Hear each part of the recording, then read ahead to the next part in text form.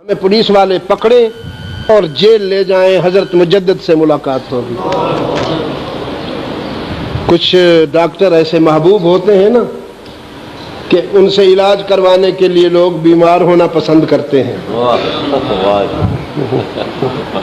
کیا کہا جی؟ لطف اٹھائیں لب جانا کی مسیحائی کا، لطف اٹھائیں لب جانا کی مسیحائی کا، لوگ اس شوق میں بیمار ہوئے جاتے ہیں۔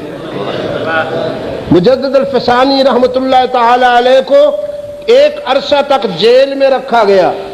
جب پتہ چلا اس کو، جہانگیر کو، کہ جیل میں تو اسلام کی شمع روشن ہے اور انسان گری ہو رہی ہے، حیوانوں کو انسان بنایا جا رہا ہے، اس نے کہا باہر نکالو۔ جب باہر نکالا گیا تو 1,70,000 انسان مجدد کے ہاتھ پر اسلام قبول کر چکے۔ کچھ سمجھ میں آئی بات آپ کے؟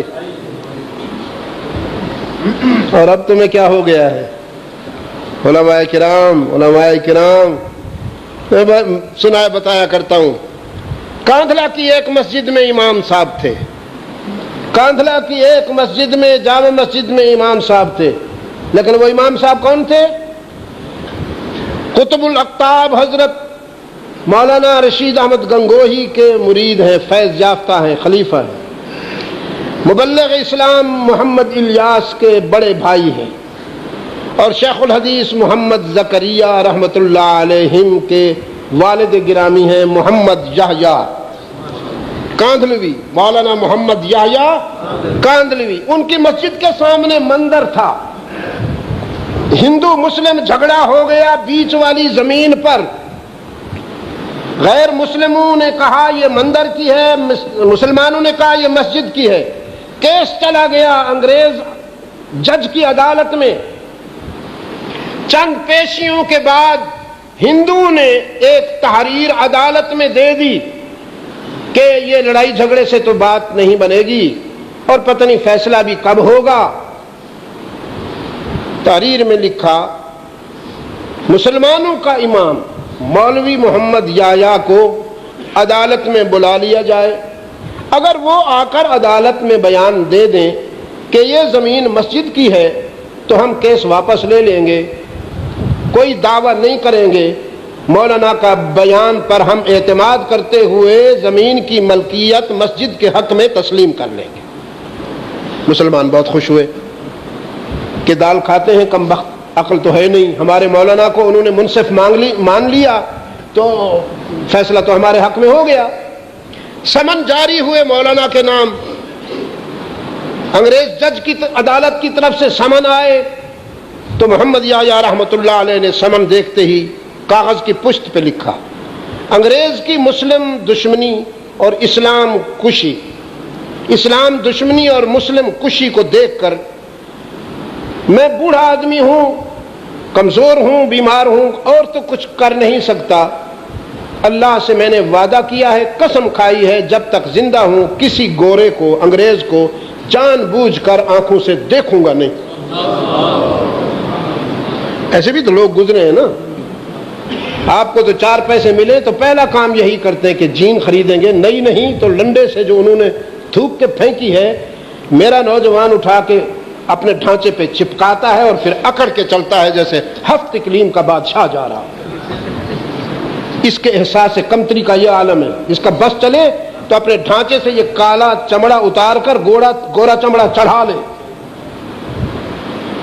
خدا کی قسم 100 سے زیادہ ممالک میں گیا بیٹھا ہوں، 9 مرتبہ امریکہ گیا ہوں، 18 مرتبہ یورپ میں گیا ہوں، 13 وزٹ میں نے کینیڈا کے کیے ہیں، 33 وزٹ میں نے برطانیہ کے کیے ہیں، پورا یورپ، امریکی ریاستیں گھوما ہوں، دیکھا ہے میں نے، اللہ کے گھر میں بیٹھا ہوں، کسی پاگل انگریز کے جسم پر میں نے آپ کا لباس نہیں دیکھا،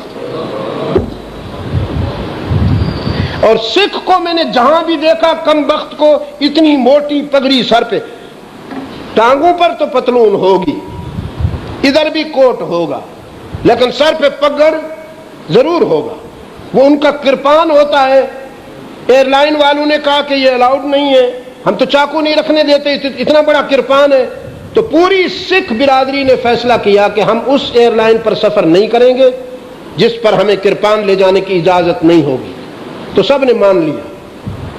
پین ایم نے بھی، امریکن ایئر لائن نے بھی، برٹش ایئر لائن نے بھی، فرانس ایئر لائن نے بھی، سب نے مان لیا کہ کرپان لاؤ، بس تمہیں ہم ایکسپٹ کرتے ہیں. مسلمان کو کیا ہو گیا میری سمجھ میں نہیں آ رہا، پتہ نہیں کیا ہو گیا اس بیچارے کو. حضرت نے لکھ دیا میں قسم نہیں توڑ سکتا، اس لیے آپ کی عدالت میں نہیں آ سکتا. جج نے سمن دوبارہ بھیجے. مولانا فتنہ اور فساد آپ کے دین میں بھی پسندیدہ بات نہیں ہے. آپ کے دین میں بھی یہ بات بڑی اچھی ہے کہ اگر دو آدمی لڑ رہے ہوں تو ان میں صلح کرا دو. آپ میری عدالت میں آئیے، رہی آپ کی قسم، آپ اپنی قسم نہ توڑیں. میری عدالت میں آ کر آپ اپنا چہرہ دروازے کی طرف کر دیں، پشت میری طرف کر دیں، میں اس کو توہین عدالت نہیں کہوں گا، لیکن آئیں بیان تو دیں. اس شرط پر مولانا تشریف لے گئے عدالت میں. وہ منظر قابل دید تھا جب محمد یحییٰ چہرہ دروازے کی طرف اور پشت جج کی طرف کر کے کھڑے ہیں، اور جج نے پوچھا مولوی صاحب محمد یحییٰ آپ ہیں؟ فرمایا میں ہوں. اللہ کو حاضر ناظر جان کر بتاؤ یہ زمین مسلمانوں کی ہے یا غیر مسلموں کی ہے، مندر کی ہے یا مسجد کی ہے؟ مولانا نے فرمایا یہ تو مجھے معلوم نہیں ہے کہ یہ ہندوؤں کی ہے یا مسلمانوں کی ہے، لیکن یہ میں جانتا ہوں کہ یہ زمین مسجد کی نہیں ہے. اب یہ نہیں ہے نے تو مسلمانوں کا دل توڑ دیا اور بیچارے ڈوب گئے، مار ڈالا مولوی صاحب نے. انا للہ و انا الیہ راجعون. ایسا لگتا ہے کہ رات کو بنیے نے آ کر مولوی صاحب کی جیب گرم کر دی. تو مسلمانوں کی بے قراری دیکھ کر جج نے دوبارہ پوچھا مولانا سوچ کر بولو، آپ کے لوگ پریشان ہو رہے ہیں. فرمایا سوچ کی تو بول رہا ہوں. ہندوؤں کی ہے یا مسلمانوں کی مجھے نہیں معلوم، لیکن جانتا ہوں یہ مسجد کی نہیں ہے، اور کہہ کر چلے گئے.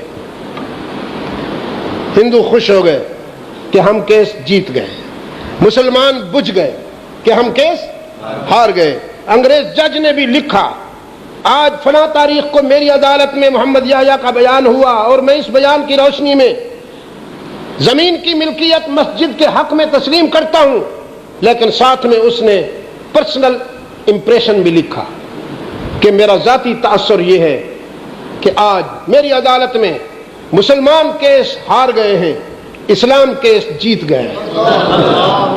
مسلمان کیس ہار گئے ہیں، اسلام کیس جیت گیا ہے. دن گزرا، رات آئی، رات کے آخری حصے میں محمد یحییٰ کے دروازے کو کسی نے کھٹکھٹایا. باہر تشریف لائے تو دیکھا وہی ہندو لیڈر جو عدالت میں تھے وہ کھڑے ہوئے ہیں. مولانا نے فرمایا کیسے آئے ہو؟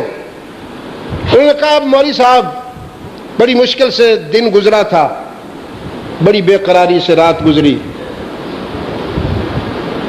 آپ کے کل کے بیان نے اور عدالت میں جو آپ کا کردار تھا اس نے ہمارے دل کی دنیا بدل ڈالی، اور ہم سے ہمارا ضمیر بار بار سوال کرتا رہا جس مذہب میں غلام اتنے سچے ہیں ان کا آقا کتنا سچا ہوگا.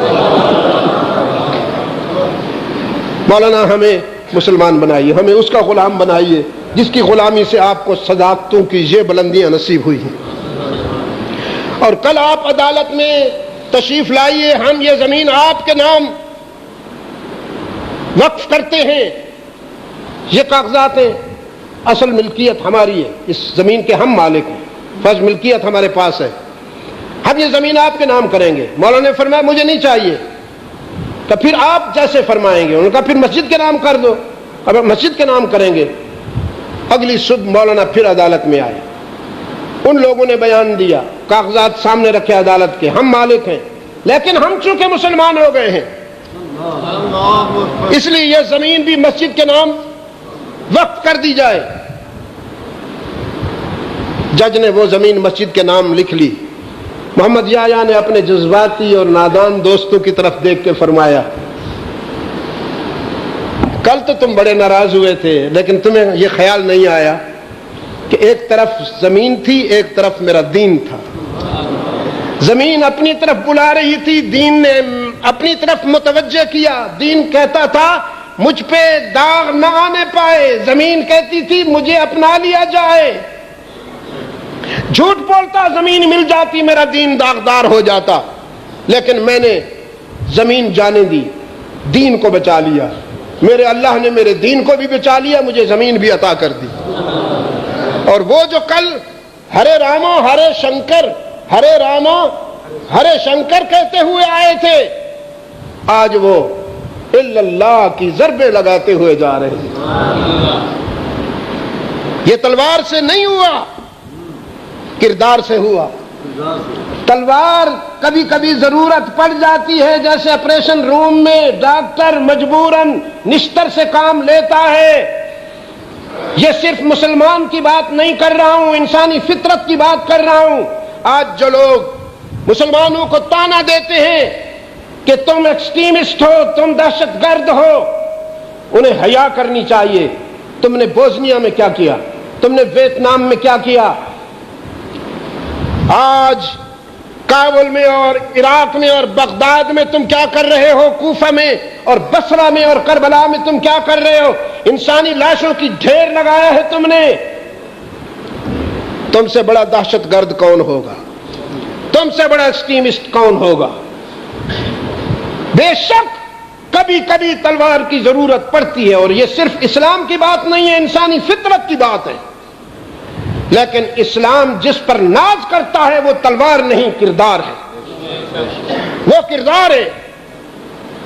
دلوں کو بدلنے کے لیے کردار چاہیے، سر کاٹنے کے لیے تلوار چاہیے. اسلام انسانوں کے سر کاٹنے نہیں آیا، قلوب کو بدلنے کے لیے آیا ہے. اور قلوب کی تبدیلی کے لیے تلوار نہیں